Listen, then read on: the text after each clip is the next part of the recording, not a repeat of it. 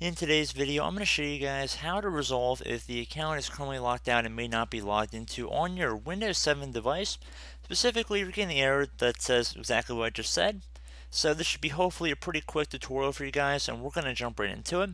So this account issue usually stems from a local user account. So we're going to have to log into an administrator or administrative right account on our computer. So in my case, Test Machine is an administrator, so I'm going to sign into that account. And then you want to open up the start menu by left clicking on it one time. Now you want to type in local security. Best match should say local security policy. You want to left click on that one time. And please note this might take a moment to open up.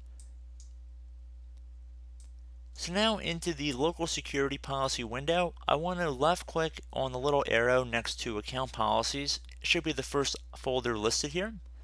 And now you want to left click on the account lockout policy one time. Now on the right where it says reset account lockout counter after, you want to double click on that.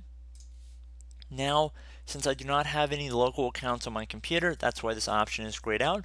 But if you did, you would be able to insert a time frame here. I'd recommend setting it to 0 minutes, so just type the number 0 in here, and then click on apply and OK. At this point, I'd recommend restarting your device, and hopefully your issue has been resolved. So as always, thank you guys for watching this brief tutorial. I do hope I was able to help you out, and I look forward to catching you all in the next tutorial. Goodbye.